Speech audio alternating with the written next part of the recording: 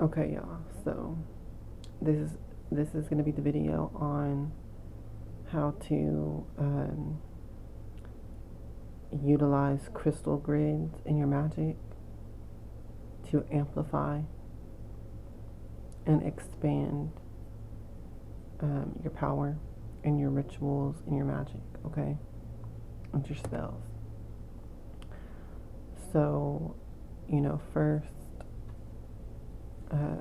as a prerequisite to this video, please watch my previous video on how to charge and program crystals, because that you're going to need to know that knowledge before you can start to use the knowledge in this video, okay?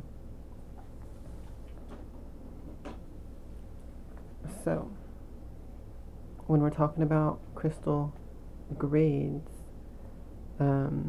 there is information available online that you can easily look up.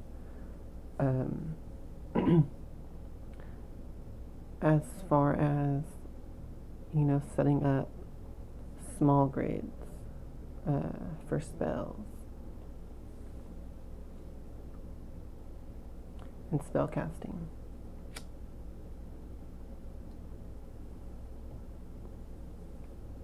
Okay. And typically, they're going to be like crystals like this size. Okay.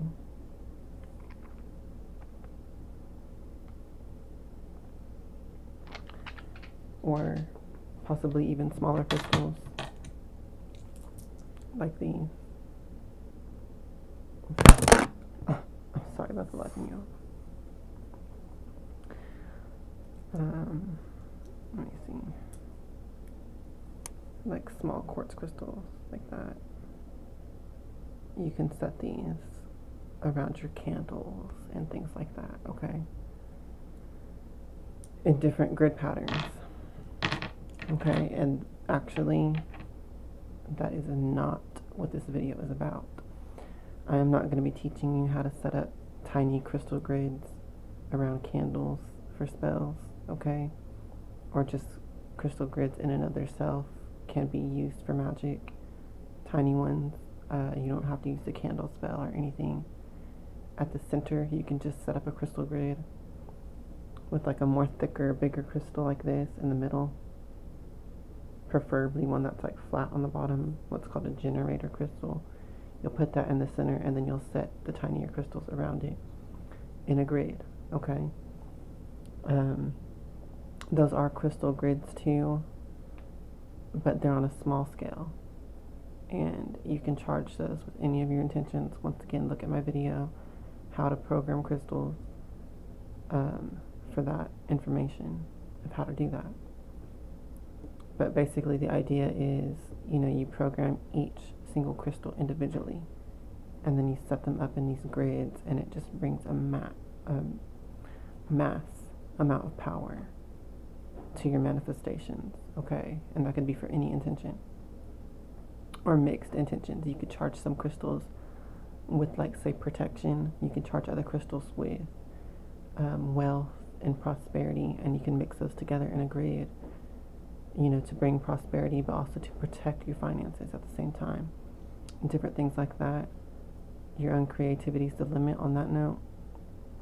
But, okay. What this video is about, what I want to share on YouTube that I have not seen shared, is actually setting up crystal grids in the sense of like stone circles, and on the large scale, setting up, I don't know if y'all heard that pop, on the large scale, setting up crystal grids.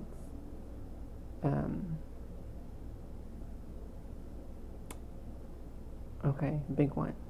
And I'm talking like big because when I first learned this knowledge, I learned it from Goddess Hecate, and she taught me how to make a specific type of crystal grid that I actually put around my entire town. Okay, I charged crystals that probably like about this size crystal, and and I charged up, the certain number that she told me to charge up, and programmed them each. And I also did rituals, and I'll get into that, over the crystals themselves. After I programmed them, after I charged them, I did rituals on the crystals themselves as a whole, as a collective, all gathered together on my altar, and I burned candles with my spell intention of setting the crystal grid. And then afterwards, I set up, and I did all of that during the waxing moon phase, from the new moon to the full moon. And on the full moon itself, that day, I went and set up the entire crystal grid around my, there's a smaller one around my home, my house itself, and then there's an even larger one around my entire town, and my home is within that. And I set that all up in the daytime on the full moon, and then that night I cast another spell from the center of the crystal grid, which is at the center of town where I live, to activate it. Okay, so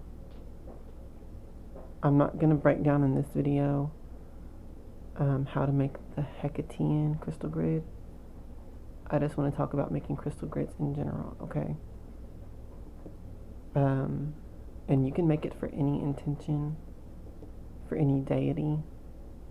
You can make it just for your own magic in general, okay?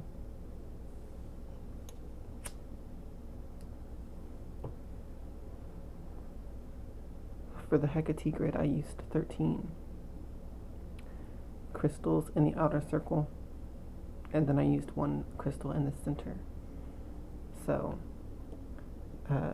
that's because 13 is the sacred number to Hecate. Now, if you just want to make this for your own intentions, for your own power, the numbers 8 and 9 are really good for personal power.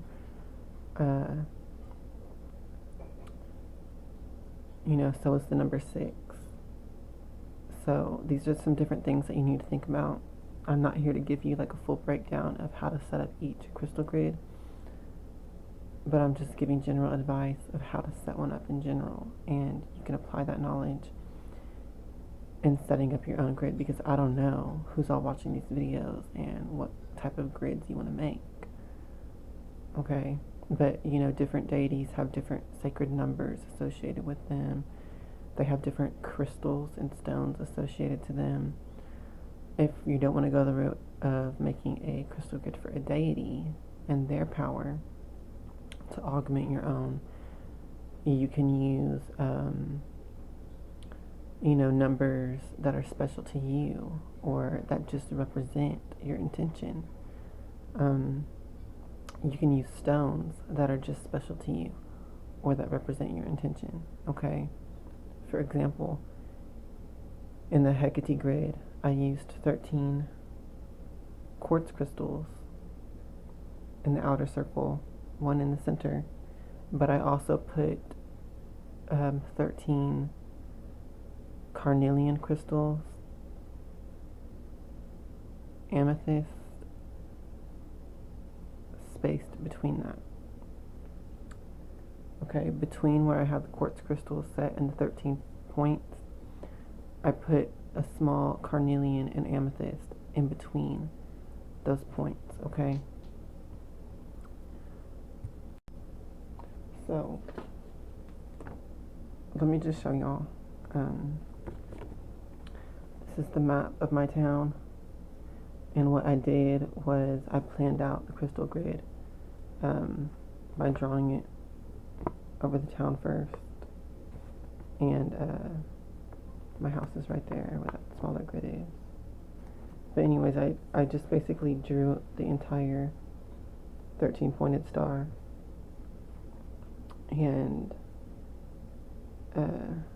each of these points is where one of the quartz crystals is, and then in the in-between spaces I put an amethyst and carnelian. Okay, and what I did was I buried the crystals like about a foot, between 6 inches to a foot deep, I buried the crystals at each of these locations, okay? And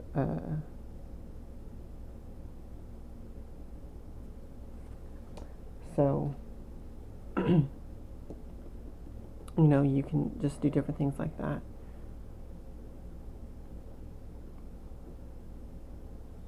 And just make sure that you choose the stones that, you know, make sense to you for why they should be in your crystal grid.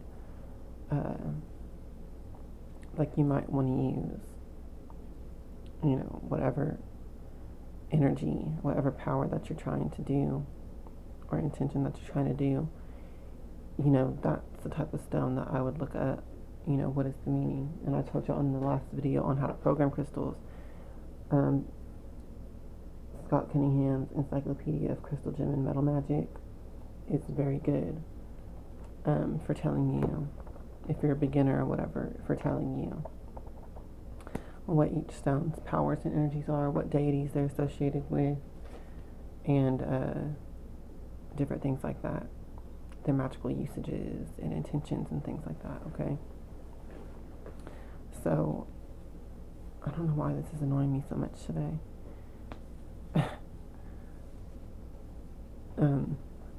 But anyway, you know, and then just set up the grid. I'm just here to give y'all ideas once again. Like, there's really no right or wrong way to do it, but for whatever grid that you're setting up, you need to make sure that you associate it in your mind and with your practice and your magic in the right way, okay?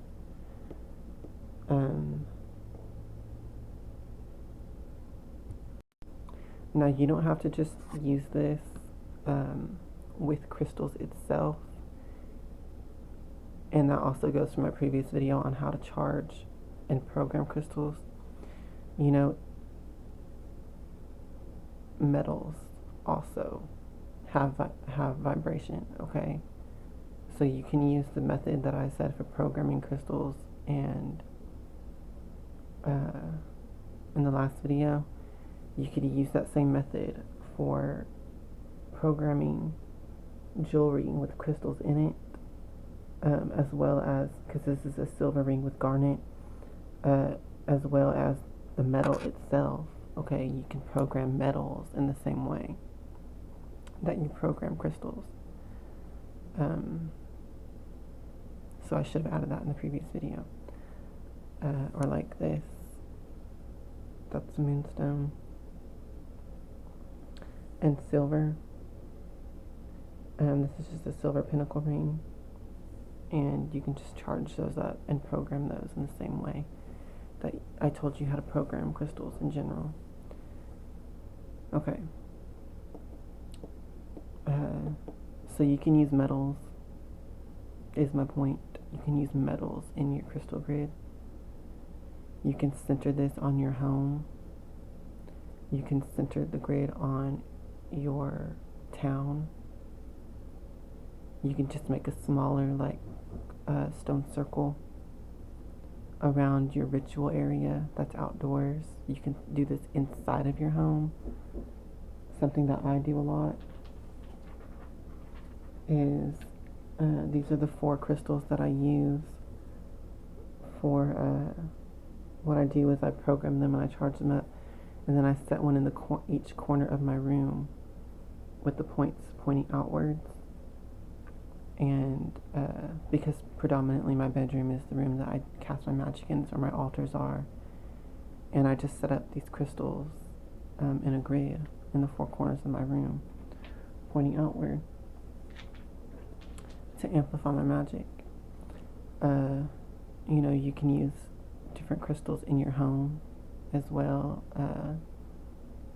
for different intentions, protection, prosperity, you know, whatever it is going to be, just to amplify your magic in your sacred space.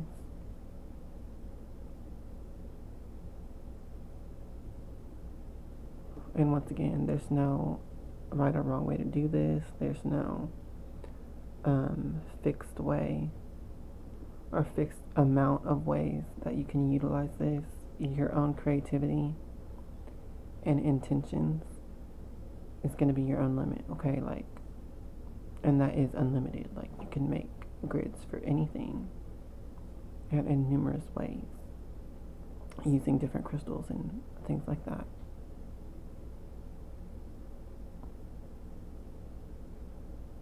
So,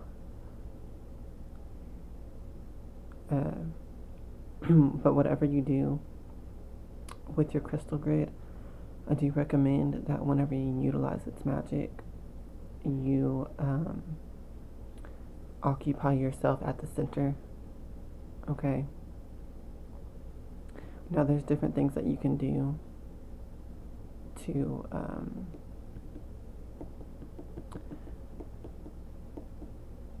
or rather, I should say, I mean, you can utilize for example, with the crystal grid that I made around my entire town, it's always going to be most powerful when I utilize it from the center, because that's where everything converges. However, my house is right here, okay? So I did make a smaller grid around my house so that I could utilize the maximum amount of power in the smaller grid. And I aligned it with this point to the center so that I could tap into the larger grid at the same time that I'm using the smaller one. So these are just ideas for y'all. I mean, once again, you can do this however you want, but, you know, I'm just trying to get y'all inspired. Another thing to consider when you're planning out your grids, if you're doing it at a large scale like this, you know, across your whole town, some of these points are, I planned it to where some of the different crystal points are specifically located at a place that I already knew and discerned to be a place of power. Like a ley line is there, or it's some kind of a spiritual area. A few of these crystal points are actually inside of graveyards, which are sacred spaces in and of themselves. Some of these crystal points are at ley lines, nexuses. One of these crystal points is at a natural pond, which is like a portal. The water element is a portal. Some of them are at creeks with the flowing water. One of the crystal points is at a skate park where I know that people fall down a lot and bleed, and blood is very powerful. So I planned that on purpose like that, to draw power into the entire crystal grid as a whole. Some of these, you can see this right here, that's the railroad track. And, I'm sorry, actually, right here where I have my fingers, you can see that, if you can see that line, that's a railroad track. And I put 2 crystals there, and you know, those are locations where I find bones a lot for my magic and things like that, because a lot of times wild animals get ran over by trains, and that's a shedding of blood, and it's also a good place to find bones if you're into using bones in your magic and animal parts in your magic. You don't want to sacrifice anything. You want to, you know, obtain it in a humane way, like I do. Railroad tracks are really good places to do that. But I set up 2 crystals on, you know, right beside those railroad tracks because of the power of that blood. Sacrifice, pretty much, is also drawing power into my crystal grid. And so in a way, I made this crystal grid to where it will be self-charging rather than, because if you don't hook it up to, you know, things like that, you're going to have to keep charging it. through ritual, through meditation and visualization, through casting spells and burning candles with the intention of charging the grid. Predominantly, you probably want to do that on the full moon or the dark moon. If you do it that way. But I set my crystal grid up to be self-charging through the power of the blood that it's receiving, through the fact that it's connected to ley lines, through the fact that it's connected to running water. All of that is ways that my crystal grid charges itself and keeps itself sustained. On top of that, I can continue to do spells to charge it even more. I've had my crystal grid ongoing for basically 3 years now, and so it is super powerful, super charged. Anytime that I'm here in town or in my home, I can just tap into that power and use it and channel it. So that's one of the ways that I make sure that I don't drain myself when I'm casting spells. I'll tap into the crystal grid. And another thing is that the amount of times that I use it and channel its power is nothing compared to how much it's charging itself all the time. So there will never be any kind of off balance with that or depletion of it by not using its power.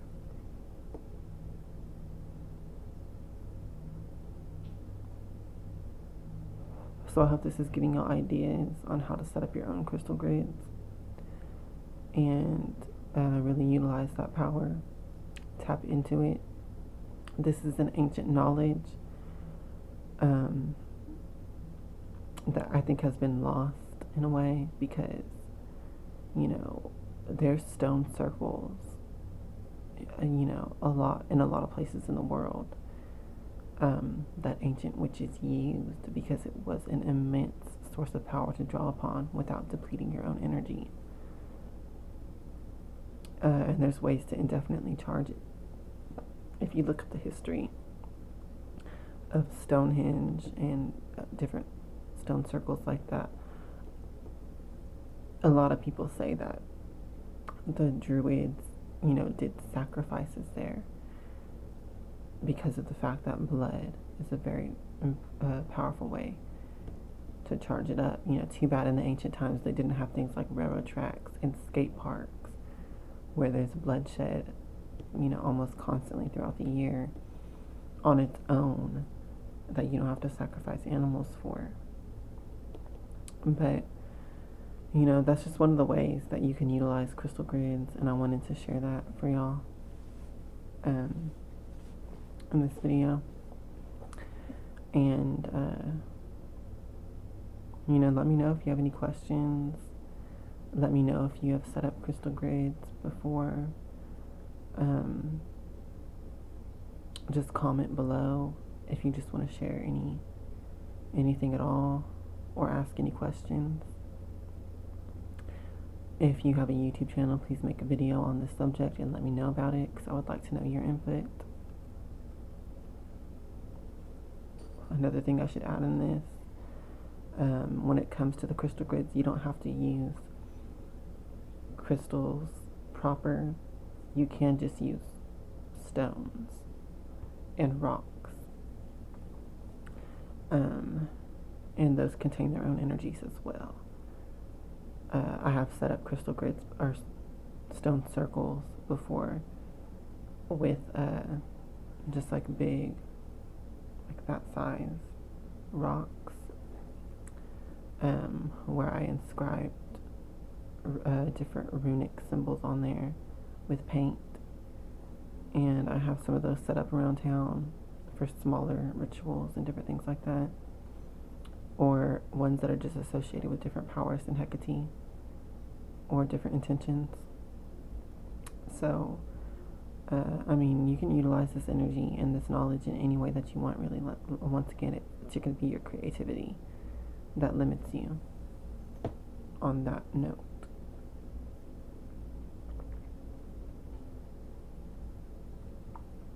So yeah, guys, apply this knowledge. Use it, apply it. use it to increase and amplify your magic and your spell work, and let me know the results. Okay?